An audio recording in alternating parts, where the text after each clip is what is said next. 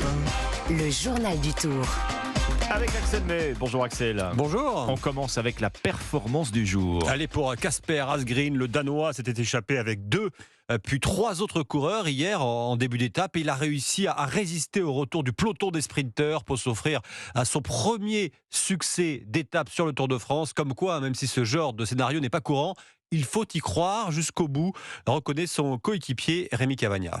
Ouais, il faut continuer à croire, aller à fond jusqu'au bout et ouais, c'est ce qu'il a fait, il a jamais lâché, il a tout donné, donc c'est super pour l'équipe. Ce succès de Casper Asgreen constitue la 51e victoire d'étape sur le Tour de la formation belge dirigée par Patrick Lefevere. Elle s'appelle aujourd'hui Soudal Quick-Step et a, comme beaucoup d'équipes, changé plusieurs fois de nom au gré des sponsors. Lors du premier de ses 51 succès sur les routes du Tour, elle s'appelait Domo Farm Fritz et ce succès avait été décroché en 2002 sur les pentes du Mont Ventoux par un certain Richard Virenque. Le chiffre du jour, ce n'est pas 51 mais 100.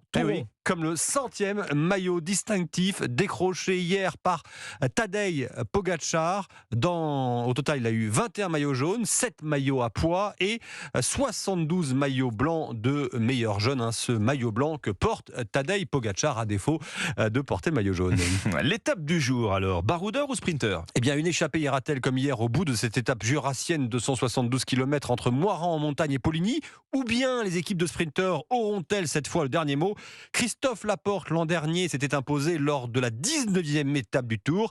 Rééditera-t-il sa performance aujourd'hui ? Il y a de moins en moins de sprinteurs sur ce Tour. Ça fait que les équipiers sont fatigués, les sprinteurs sont fatigués, donc ça fait des étapes plus ouvertes. Donc ça peut me créer des opportunités. Là, c'est sûr que si une ouverture se présente, comme l'équipe me l'a toujours dit, me laisseront la prendre, mais la priorité reste Jonas. Voilà, Jonas, c'est Vingegaard, le maillot jaune danois en passe de remporter un 2e Tour de France consécutif.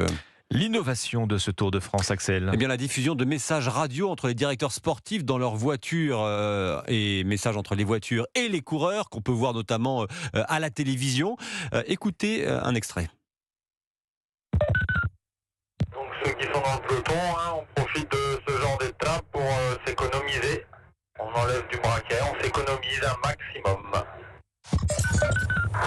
Can you come up with a copy? I just need to fix the radio. Alors, beaucoup de messages Ok. sont en anglais, forcément, puisque la plupart des équipes parlent anglais. 17 équipes au total ont accepté de se prêter au jeu. Les échanges sont filtrés par un modérateur et sont diffusés en léger différé. Mais Julien Jourdi, directeur sportif de la formation AG2R Citroën, salue cette initiative de l'organisateur du Tour. On a besoin de valoriser notre métier, notre sport, nos partenaires. Voilà, ça va dans le bon sens. On a vu l'année dernière avec la série Need Fils, qui, d'après ce que j'entends, fonctionne très bien et on a d'excellents retours, notamment du grand public qui découvre l'envers du décor.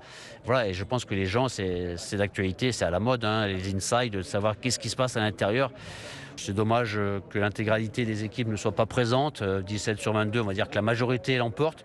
Voilà, et on a hâte d'entendre demain, dans la dernière montagne, des étapes de montagne, les échanges entre les directeurs sportifs et leurs coureurs. Oui, ça va payer. Merci Axel May, le journal du Tour, comme tous les matins à 8h30 sur Europe 1.